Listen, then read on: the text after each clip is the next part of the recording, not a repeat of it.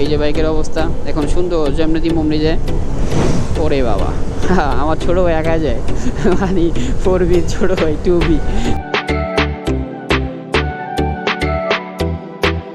আসসালামু আলাইকুম এভরিওয়ান, কেবল সবার আই হোপ সকলেই ভালো আছেন। আলহামদুলিল্লাহ আমিও আপনাদের দোয়ায় ভালো আছি। রাইট নাও আছি এখন মাওয়া এক্সপ্রেসওয়েতে। তো এর আগে একটা ভিডিও করছিলাম মাওয়া এক্সপ্রেসওয়েতে যে আমার বাইকে কী কী সমস্যা, একটা বাইকে এত সমস্যা হতে পারে, টাইটেলটা ছিল মেবি এরকমই। তো ওই সমস্যার সমাধান করছি, দেন বাইকটা নিয়ে এখন আবার এক্সপ্রেসওয়েতে।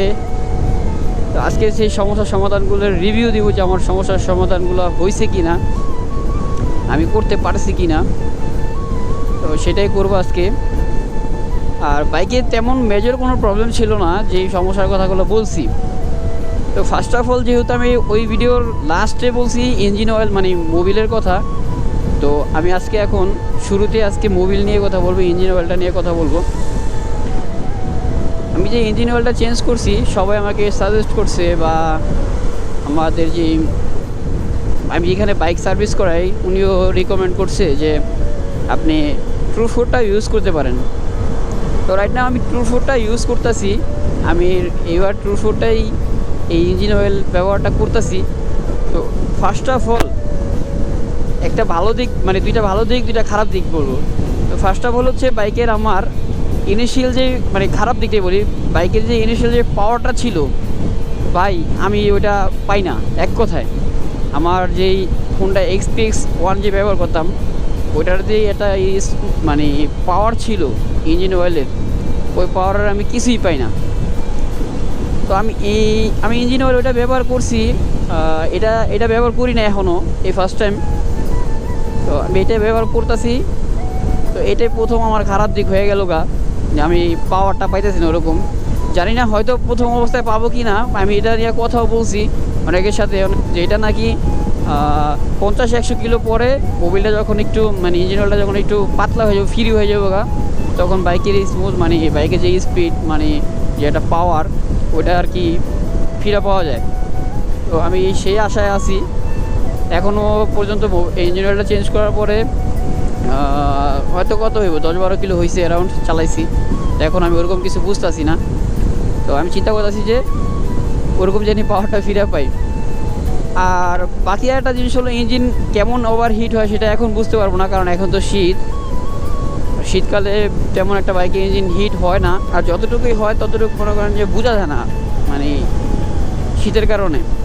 তো আপনার এখন মানে ওরকম পাওয়ার একবারে যে কমে গেছে তা না, বাইকের মানে অ্যাক্সিডেন্টের কারণে এই ব্যারিকেডটা দিয়ে রাখছে। তো এই কারণে বাইকের মানে সব গাড়ি এখানে আইসা স্লো হয়ে যায়, জাম লাগে। তো এই একটা ভালো কাজ করছে। তো যাই হোক, ভালোই হয়েছে। আর এই জিনিসটা আমি ধন্যবাদ জানাই যে আপনার যে স্পিডটা, ওই স্পিডটা এখানে যাতে আইসা স্লো করে দেয়, সেই কারণে আর কি ব্যারিকেডটা দেওয়া ভালো হয়েছে। যদিও এখানে অনেক দুর্ঘটনা হয়ে গেল লাস্ট মানে রিসেন্ট যে দুর্ঘটনাটা হয়েছে ব্যাপারী পরিবহন মেবি, হ্যাঁ। তো এটা অনেক মর্মান্তিক ছিল। যাই হোক, সবাই সেফলি রাইড করবেন। তো যেইটা বলতেছিলাম যে আমার ইঞ্জিন অয়েল নিয়ে, তো ইঞ্জিন অয়েলের খারাপ দিকটা তো বললাম। এখন ভালো একটা দিক বলি। ভালো একটা দিক হলো ইঞ্জিন অয়েলের যেই মানে স্মুথনেস মানে সাউন্ড পাই অসাধারণ, আমার চেঞ্জ হয়ে গেছে মনে হয়। তো আমার ইঞ্জিন অয়েল চেঞ্জ করার আগে যেই একটা সাউন্ড ছিল, একটা বজহরি সাউন্ড ছিল যাই হোক একটা বজহরি সাউন্ড ছিল, ওই বজহরি সাউন্ড শেষ করে এখন আমি একটা সুন্দর একটা সাউন্ড পাইতেছি। বাইকের RPM যথেষ্ট পরিমাণ ঠিক থাকতেছে। তো এই জিনিসটা একটা ভালো দিক। SPX-ও যে খারাপ তা না প্রথম অবস্থায়, কিন্তু লাস্ট 2500 কিলো চালানোর পরে SPX-এর অবস্থা খারাপ হয়ে যায়, যেটা রিকমেন্ড থাকে 2000, তাও আমরা 2500 চালাই। তো ভাই একটা 1400 টাকার মোবিল দিয়া যদি আমি কি বলে 2000 চালাই তাহলে কেমন হইব? আর এটাই আমার ভালো, তাইলে 850 টাকা নেয়। 850 টাকাতে আমার 1400 থেকে 1500 কিলো চলবে। ওই মানে ঘুরে ফিরে অ্যারাউন্ড একই কথা। ওটা একটু বেশি চলে, এটা কম চলে। যাই হোক, বাইকের পারফরমেন্স দিয়ে হলো বড় কথা, বাইকে পারফরমেন্স দেয় সেটাই দেখার বিষয়। তো এই ছিল ইঞ্জিন অয়েলের ব্যাপারটা। আর আরেকটা ব্যাপার হলো যে আমি বলছিলাম যে আমার বাইক ছেড়ে দিলে বামে জায়গা ডানে জায়গা, আর মানে উপরেতে মানে গেরিটা ফালায়, মানে আমার হেডটা যে মানে বডির যে শেপটা আছে এটা আর কি লড়ে, বললেসারের সমস্যা অনেকে বলছেন বা বললেসার চেক দিতে বলছেন।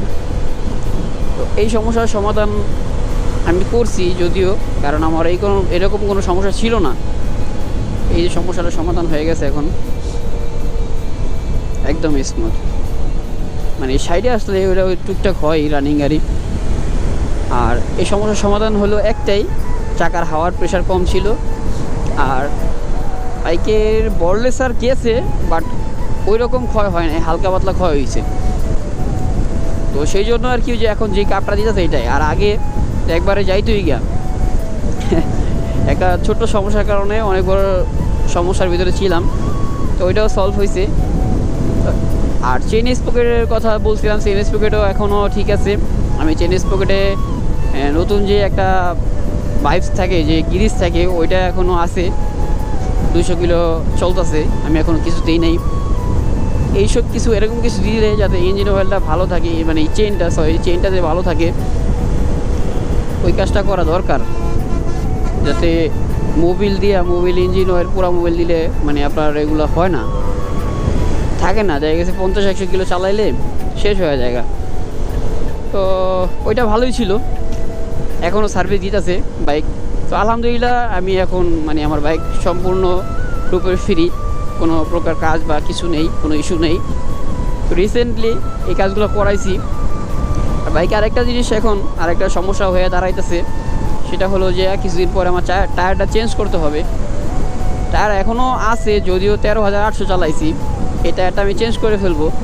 টায়ারের সমস্যার সমাধানটা শেষ হয়ে যাবে, তখন আর স্কিপ করবে না। যদিও এখনও ওরকমভাবে কোনো আল্লাহর রহমতে কোনো অ্যাক্সিডেন্ট বা কোনো কিছু হয় নাই এই টায়ারের জন্য।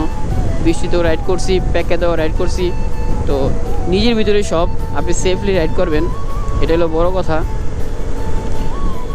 আর আমি এখানে টাকা রাখছি, টাকা রাখার কারণ হলো আমার বাইকের টোল দিতে হয়। আমি যখনই একা থাকি তখনই আমি এখানে টাকা রাখা দিই, তা না হলে অনেক পিছনে জ্যাম লেগে যায়, নিজের থেকে খারাপ লাগে যে মানুষজন পিছনে এসে দাঁড়া থাকি, মানি ব্যাগ ঢুকাবো, টাকা বের করবো, দেন দিব, ভাঙতি টাকা দিবে সেটা রাখবো। তো ভাঙতি টাকা রাখার চেষ্টা করি সব সময়। তো এটাই তো বাইকের সব সমস্যার সমাধান। এই যে বাইকের অবস্থা এখন সুন্দর, যেমনি দিম অমনি যায়। ওরে বাবা, আমার ছোটো ভাই একা যায়, মানে 4B ছোটো ভাই 2B। তো যাই হোক, তো সবাই ভালো থাকবেন, সুস্থ থাকবেন, দেখা হচ্ছে পরবর্তী কোনো ভিডিওতে। আল্লাহ হাফিজ। ভিডিওটা ভালো লাগলে অবশ্যই একটা লাইক দিয়ে দেবেন আর সাবস্ক্রাইব করতে ভুলবেন না ভাই। আমার নতুন চ্যানেল, সবাই সাপোর্ট করবেন একটু ভাই, এটাই হলো বড় কথা ভাই বন্ধু। আল্লাহ হাফিজ।